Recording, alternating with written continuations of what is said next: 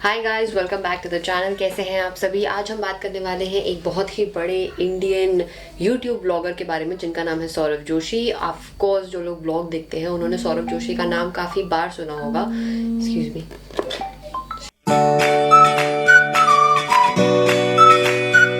Saurabh Joshi India के पहले ऐसे यूट्यूब ब्लॉगर हैं जिन्होंने 10 मिलियन फॉलोअर्स सब्सक्राइबर्स क्रॉस कर लिए हैं।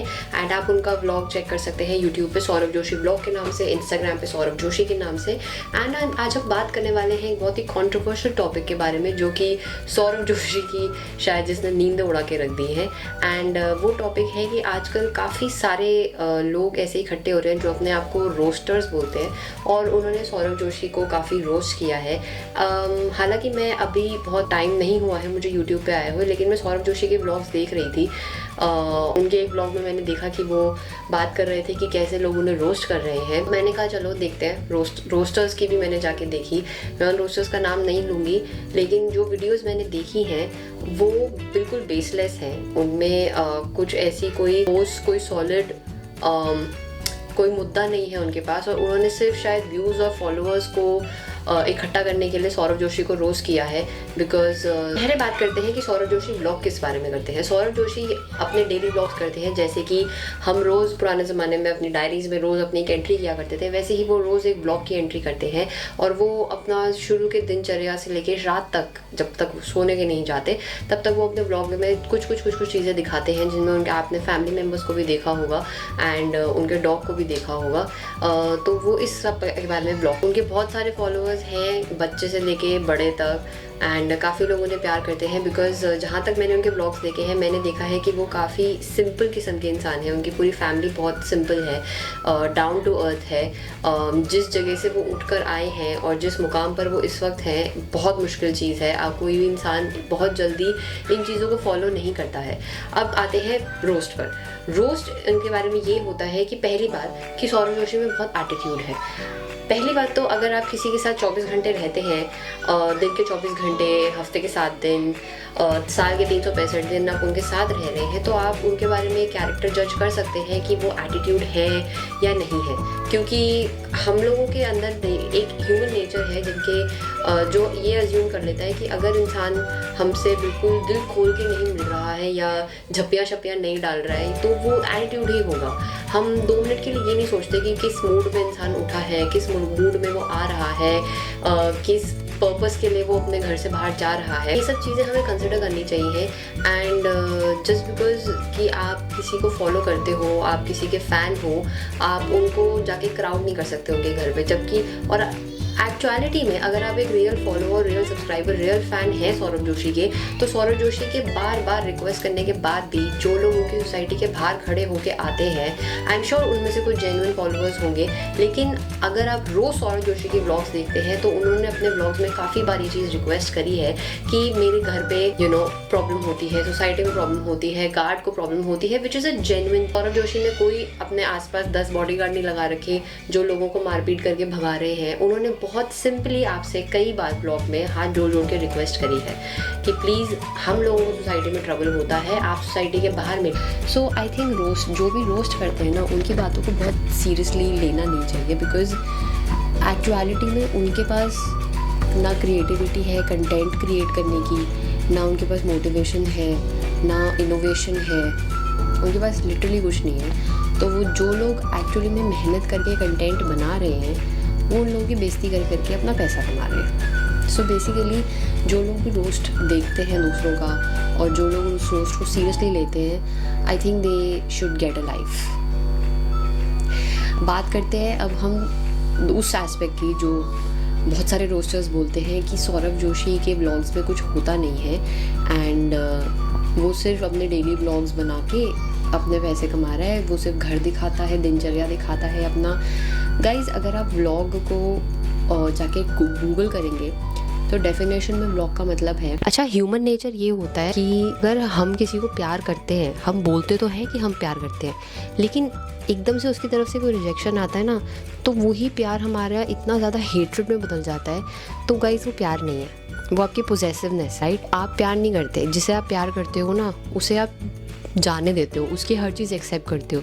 तो जो लोग सौरभ जोशी का को देखने जाते हैं ये बोल के कि हम बहुत बड़े फ़ैन हैं ये वो, अगर वो नहीं मिलता तो वही लोग उसको गालियाँ देते हुए वापस आते हैं।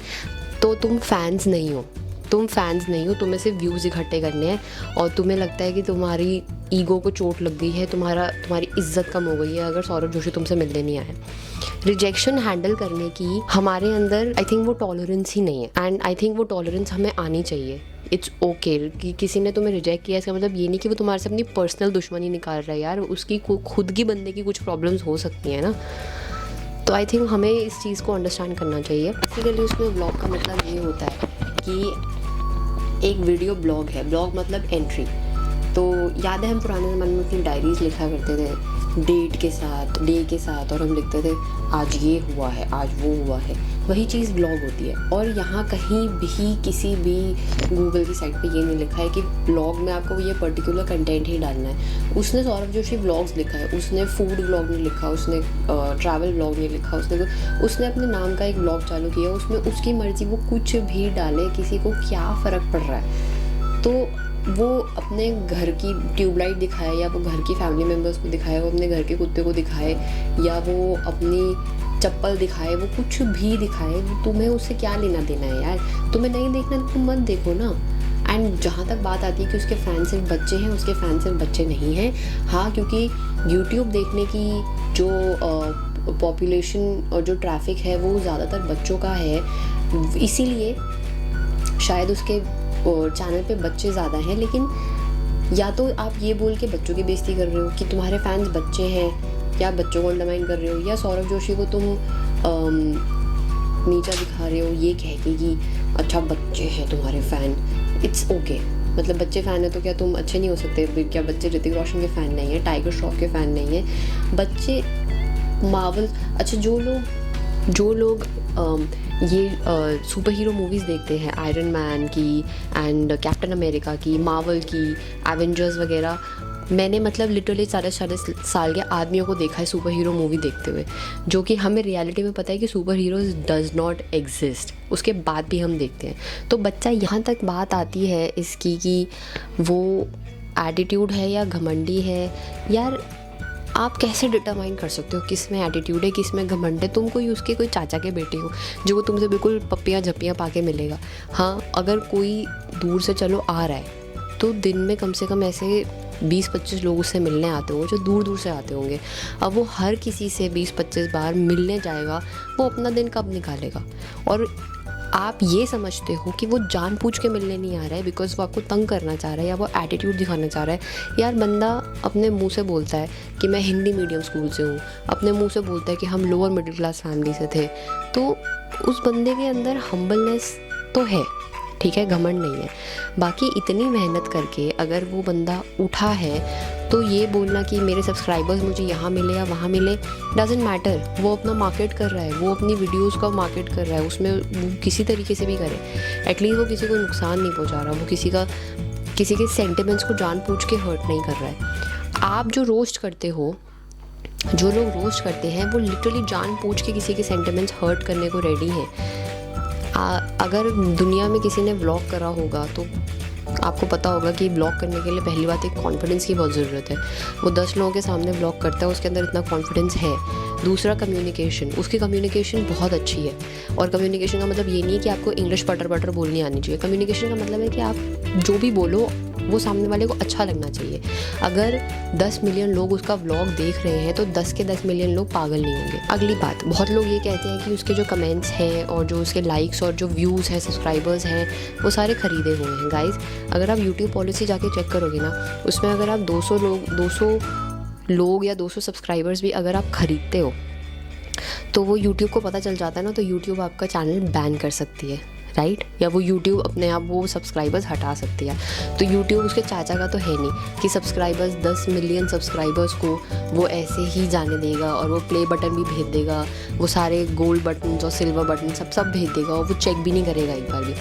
जो 200 के 200 फॉलोअर्स खरीद रहे हैं यूट्यूब उन तक को चेक करता है। जो 10 मिलियन फॉलोअर्स पे है यूट्यूब क्या उनको वेरीफाई नहीं करेगा? How do you think YouTube is functioning? क्या सोच के समझ के चल रहे हो आप ये लोग? सो आई थिंक जो भी सौरभ जोशी को रोस्ट करना चाह रहा है वो सिर्फ़ और सिर्फ अपने व्यूज़ इकट्ठे करना चाह रहा है। मैंने कम से कम 6-7 रोस्ट देखे हैं सौरभ जोशी के, बेसलेस रोस्ट है, कोई मतलब नहीं है उन रोस्ट का, कोई फ़ायदा नहीं है उसमें, सिर्फ अपनी खुंदस निकाली हुई है, अपनी भड़ास निकाली हुई है रोस्टर्स ने कि ये बंदा कुछ नहीं कर रहा है, सारा दिन सिर्फ चपड़ चपड़ चपड़ करके। इसने इतने फॉलोअर्स कैसे इकट्ठे करे? इसने इतने फॉलोअर्स गाइस इसलिए इकट्ठे करे हैं क्योंकि वो बंदा जेन्युइन है। मुझे वो जेन्युइन लगता है। मैंने उसके व्लॉग्स देखे हैं, शुरू के 2-3 व्लॉग्स देख के हाँ मुझे लगता था कि ये okay, he is saying something, he's just vlogging about his day and night and whatever, but gradually जब मैंने उसके vlogs देखने शुरू करे, I started finding them interesting. I started waiting for the next vlog the next day. उसके parents बहुत simple लोग हैं, किसी में कोई घमंड नहीं है, वो लिटरली हर चीज़ बहुत ट्रांसपेरेंट होके दिखाता है, वो हर चीज़ आप लोगों से शेयर कर रहा है। इसका मतलब ये नहीं है कि आप उसके कंधे पे चढ़ के उसके सिर पे नाचोगे। पंजाबी में एक कहावत है, तेनू पहुंचा देता है तू तो कमीज़ फड़ लेगे। इसका मतलब है कि तुम्हें उंगली पकड़ाइए, तुम हाथ पकड़ने को रेडी हो जाते हो। तो सौरभ जोशी आपको उंगली पकड़ा रहा है, आप लिटरली उसका हाथ खींचने को। तो आई थिंक अगर सौरभ जोशी इस बात से अफेक्ट हो रहे हैं तो उन्हें बिल्कुल भी नहीं होना चाहिए। मैंने काफ़ी पहले सौरभ जोशी को इंस्टाग्राम पे और यूट्यूब पे मैसेज किया था that I want to have a one on one interview with you and talk about all these things.